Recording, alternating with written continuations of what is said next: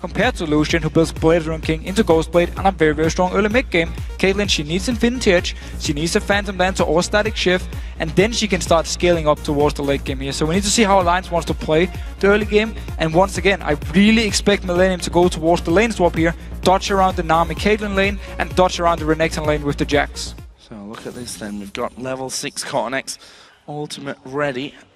Headed down towards the bottom lane with Tabzz and Nyph, and there is the reveal. They're going to go actually over towards Nyph, but he's close to the turret here. Will they be able to lock him up? Going under the tower. Kottenx is actually going to go low, finished off by the gold card, and now Froggen and Tabzz going to focus towards Creaton. Have they got the damage? Solar Flare comes down. They do manage to get themselves the second. Can they have the third as well? They will now with a presence of shock. It's a triple kill for Froggen, and that just going to show how big of an impact that Destiny can have on the game. Well, they forced them away. Dragon is available for the taking.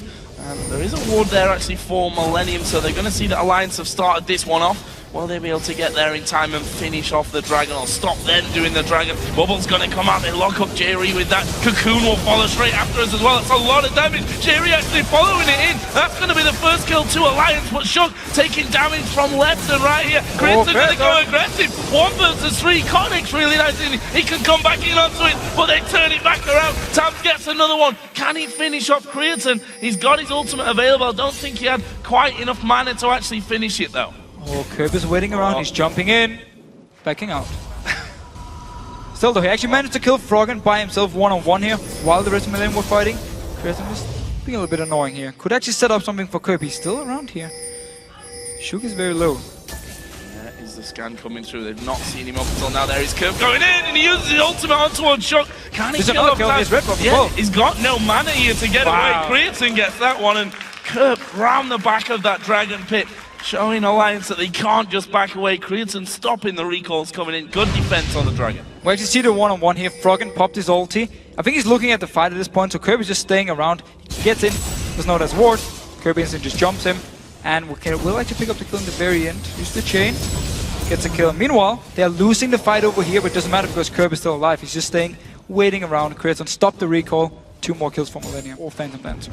So here is Destiny Pop once again. Gonna go this time on towards Kevin in the top lane. Wickd got his ultimate running underneath the tower. There's a lot of damage. Kevin actually will get away. Will he finish him off? No, he won't. Kevin surviving with almost 0 health. And there is Kerp diving in with the DFG. Stunned up though by Froggen once again. Very nice stun by Froggen. Spotting Kerp coming in, instantly picks the gold card and stops him from actually killing Wickd. Kottenx though decides to back away here. They can push in the mid lane at least, where Shook by himself is actually pushing the entire wave. We actually see that Kevin has used his teleport to come into this middle turret. Are they going to go for Dragon? It certainly looks like they're going to be closing onto it. Shook also an option. Good Cocoon at max range, but Millenium starting off that Dragon. Shook's going to have to steal. So because Froggen stayed up in his top lane, didn't have his ult because he had to use it for the gank, but then he just went straight towards the Dragon, knew there could only be maximum of 4 members from Alliance. Wickd would have to teleport in. So smart play, get a Dragon here, we'll lose the top tower for it, however. Yeah, Froggen's going to have enough damage to pick that one up, with Kevin coming too late up towards that top lane, so the exchange of the Dragon and the towers between these 2 teams will leave Alliance still about 3,000 gold in the lead in this game. So Jax, by the way, has now finished that Trinity Force, so more power for him as Kerp going to dive in towards Nyph once again. The chains will surely be enough. The ignite is ticking in, and Kerp will get that one, puts him on the killing spree. So he set everything up early here where he forced the flash away and then he just waited in this Dragon Pit. As soon as he spotted Nyph, easy kill for him. Still, 45 seconds on the Dragon, so Nyph should be able to come in and join for the fight. Millenium won't be able to get an objective for it. On his bot lane. Oh, that is dangerous news here. Froggen actually going to run with the Ghost. Pops the Destiny as well. Gold card will actually lash down to the backside. Kerp, I think, may go down. He dives in. Froggen's going to fall. Kevin's TP saving Kerp. And Froggen and our cameraman completely confused by that one. Alliance do manage to take out Creaton in the mid lane, though. How expensive is Kevin going to be? We heard in the pre-game videos, Destiny's going to get popped. They're going in towards Kevin on the top side of the map. Ghost going to be used, but Kevin running away from this one. But there is Nami. There is a stun coming in, and Kevin, is he going to be able to get away from it? Gold card comes through. That pretty much seals the deal, and it's Froggen that picks up the kill. And we really see the reason for the Ghost on Froggen here. He comes in a bit of a bad position, pops the Ghost, able to just chase after Kevin, lands the stun, and can just keep chasing, picks up the kill. It's a very nice gank. and getting a very important kill and delaying or shutting down Kevin a little bit at least. Slowing him down, that's for sure. We're going to see the solar flare coming in, really only landing onto Wickd, but it's enough. He gets blown up in the end. And that will be a pick back here for Millenium. And again, Jree was so impressive with Leona last week, picking up another one. Again, he's just very aggressive. As soon as he sees a chance, he just pops the ult, goes in for the kill here. Wickd, he's full armor, not a single magic resist item there. So Kerp went for him, used everything, and he went down. Millenium moving with 4 towards the dragon. You can see Kevin is actually backed away from the lane on the top side of the map, so that means he'll be safe to actually teleport in, and I think they've given this one up. Yeah, Millenium are going to get the dragon for free. What are Alliance planning on? They've got Tabzz who's moved away. They're going to try and lock up Kevin from this one. He will actually have that counter-strike running. A lot of damage coming his way. Leap strikes off to the minions, though, and they get the dragon without a reply. Oh, will it stay or no reply? Kerp going to get bubbled up. Have they got the damage to finish him off? No, they don't. Kerp just able to distortion away from that one. Turret was picked up though by Alliance on the top side, but now Kottenx is chasing as well. That won't last long though. No, so they're actually trading Dragon for the top tower here for Alliance. Look, again, they're looking more for the taking down towers here, setting up split pushing and going for straight up team fights against Millenium at this point.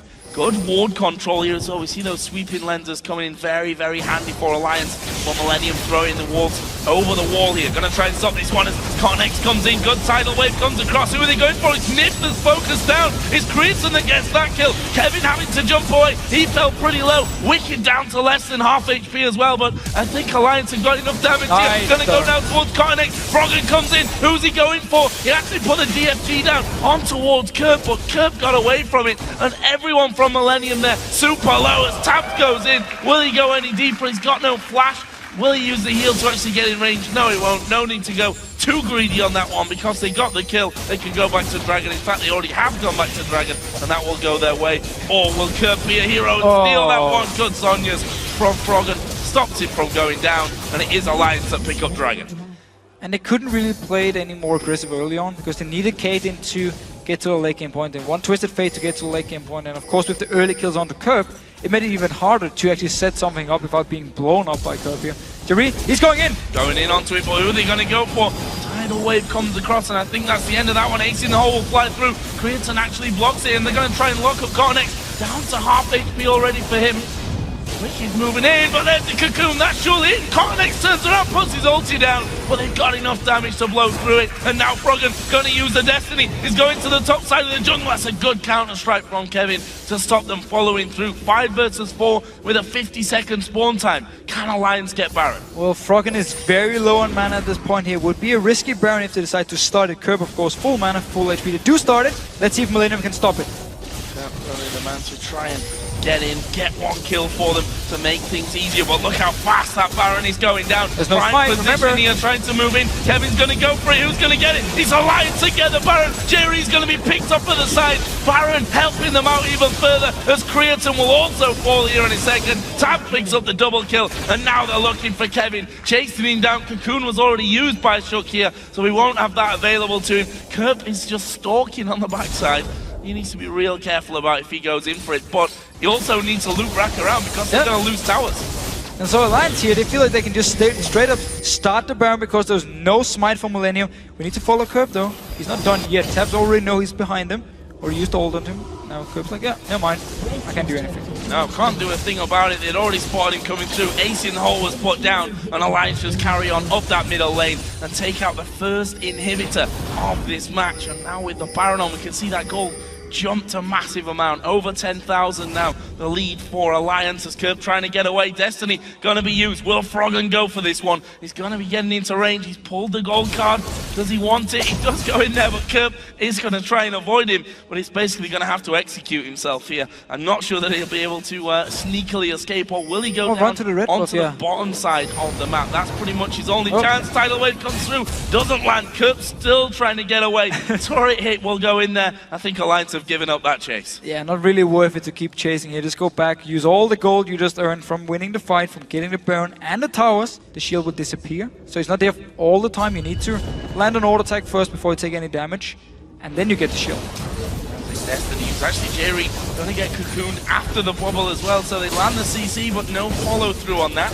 Ulti did come out from Tabzz, and even onto Jree, that really does sting. We also saw a couple of Banshees fails coming out, and there is the FG going to Creaton. Not going to get them a kill there, but it forces Millenium to back away. Are they going to go any deeper? Jree's actually going to come back in. They're going to surely kill off Kevin to the side, who's actually doing good job on towards Shook. Double kill though for Tabzz onto the mid laner and the support, and that is now bad news for Millenium. Mini spawn timers, and Alliance may win the game right here. And again, Tabzz in these late game team fights, perfect positioning, just destroying people. He's been farming all game long, and it really pays off now. And I don't think they can stop them. It's Lucian and Jax to try and stop 5 men from Alliance. In fact, Tabzz going aggressive. They're almost two-shotting Creaton. Gonna keep pushing onto it. They won't need the kills though. The Nexus goes down, and Alliance continue their dominance at the top of the table and go 11 wins for 2 losses. So while Millenium tried to set up some kills in the early mid-game part, Alliance were always ahead and go because they focused on taking down towers here. The ultis from Froggen were pretty much always used towards Kevin in the top lane here, trying to delay him from farming up, trying to get a kill or two, and in the top tower as well. And we just saw the whole tactic from them where you put the 2 split pushes in each side lane, and you just leave your Caitlyn in this mid lane to farm. And as long as she gets enough time to farm up, she will get her items, she will get to late game team fights, and when you have an AD carry like Tabzz in late game team fights, he's just gonna kill everyone.